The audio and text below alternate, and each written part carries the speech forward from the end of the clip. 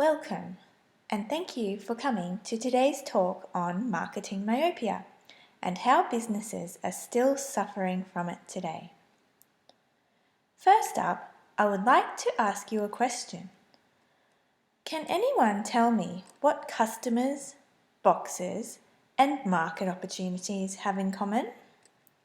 Well, today I look forward to discussing this with you.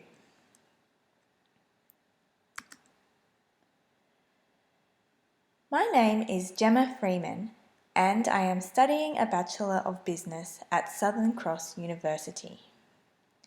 I am a designer and a product developer, and I am undertaking this study to further my career outcomes.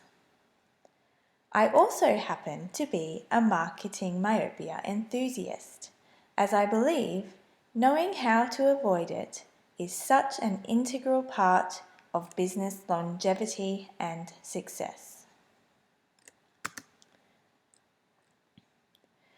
Today, I would like to talk to you about this concept of marketing myopia and how businesses are still suffering from it today. I will do this by starting with some statistics on business failures and how this relates to marketing myopia.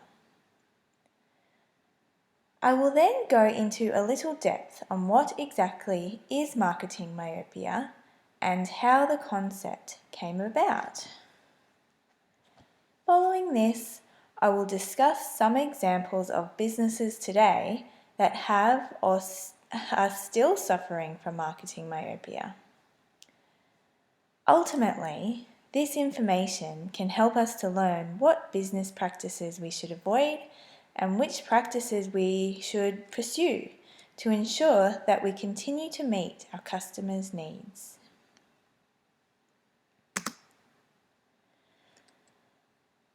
Now let's begin with some statistics.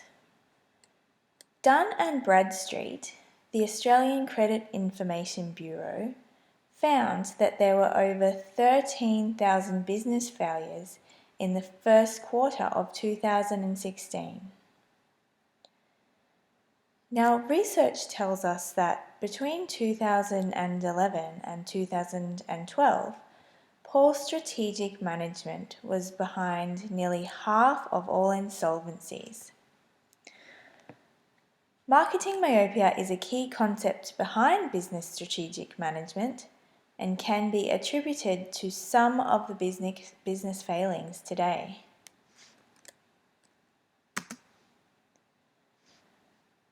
What is marketing myopia? Well, it is one of the biggest mistakes that we as marketers can make. It means that we are thinking too much about our product rather than the value our customer is getting from our product. It means not thinking enough about what my customer wants, what my customer needs, and how on earth to deliver this. The concept was first introduced in 1960 by Theodore Levitt when he wrote the article Marketing Myopia for the Harvard Business Review. Marketing myopia was published in the post-war era when companies concentrated on high-volume production. Levitt believed that this policy was short-sighted as it did not take into account what the customer actually wanted. According to Levitt, marketing myopia occurs when a business has a short-sighted, inward-looking approach to marketing, causing the business to miss potential market opportunities.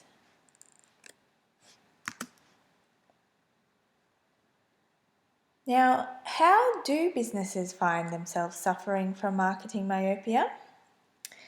Well, even if a product or service is successful, businesses need to ensure that they don't focus too much on this product or service at the expense of keeping up to date with what the customer needs. It also occurs when businesses define themselves too narrowly as we will see with the railroad example that Theodore Levitt highlighted back in 1960. Further to this, it also occurs when businesses fail to find new ways to fill existing needs. And finally, it occurs by assuming that growth is guaranteed because of an indispensable product or service. Now, Levitt talked about the railroad industry and Hollywood as examples of industries that have endangered their futures by focusing on a product rather than their customers. He discussed how the railroads defined themselves too narrowly as a railroad industry rather than a transportation industry, and how they made the mistake of being product-oriented rather than customer-oriented. Levitt also discussed the mistake made by Hollywood, where they defined themselves as being in the movie business rather than the entertainment business.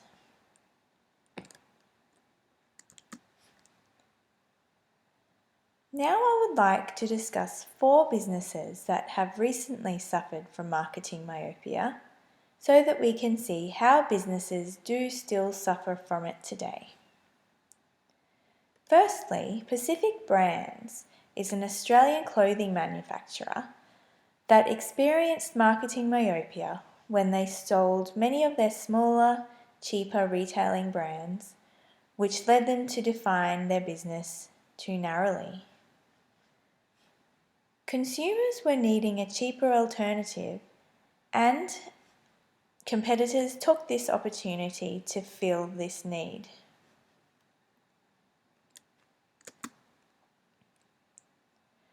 Secondly, oil and gas companies are at risk of marketing myopia. There are many oil and gas companies still around today, such as BP, Shell, and Chevron. Many of these devote most of their resources towards petroleum. However, this puts them at risk of becoming a company without an industry. Now, it would be wise for these companies to consider working towards finding new ways to fill consumer needs to ensure that they keep up with demands of the marketplace. Blockbuster is another company that found itself under threat as they remained in the business of renting out DVDs and failed to capture new market growth, as did Netflix. Netflix took over and many people no longer needed to rent videos as they could tune into Netflix and watch anything, anytime. Blockbuster could no longer generate new methods of revenue, and sadly they filed for bankruptcy in 2010.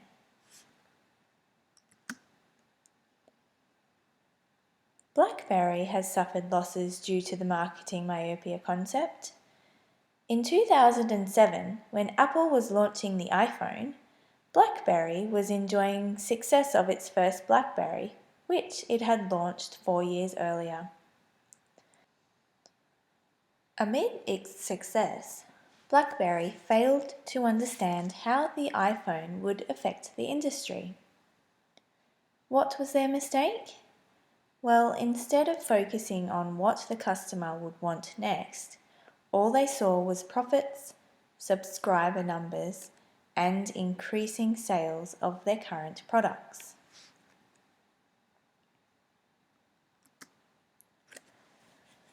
Now, we can't change the past, but we can learn from it.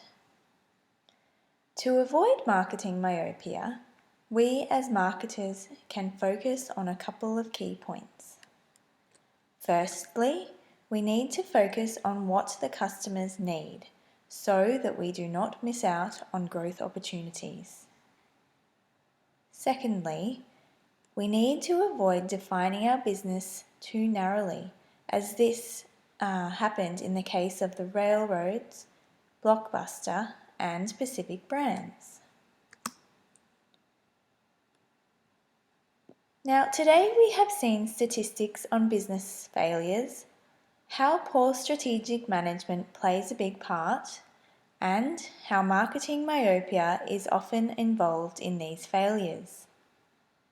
We have looked at examples of businesses today that are still suffering from marketing myopia, which were Pacific brands, oil and gas companies, Blockbuster has suffered from it, and BlackBerry. To ensure long-term business viability, we must learn from these examples to ensure that we focus on our customers' needs and that we don't define our businesses too narrowly. Thank you for joining me today, and if anyone has any questions, I would be more than happy to answer them. Now we have a question here. If a business finds itself suffering from marketing myopia, is there anything it can do to bounce back? Well, this depends on whether it is still viable for the business to alter their direction in order to meet the needs of the marketplace. If so, then yes, a business can bounce back, but only if it can redirect its strategic management to ensure that it addresses what is needed in the marketplace and to also ensure that that business isn't defined too narrowly. You don't want to alienate market opportunities by defining things too narrowly.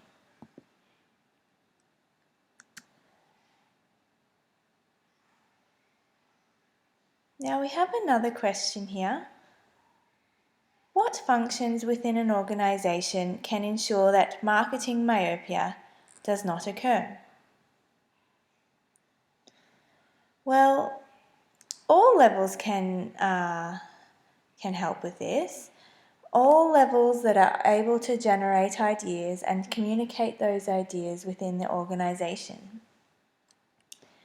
If all levels within the business are given the chance to provide ideas on how to meet customers' needs and how to define the business to maximise opportunities, then this will improve the company's prospects for avoiding marketing myopia. And it looks like we have no more questions. So thank you for your time today. I hope you enjoyed the presentation. Thank you.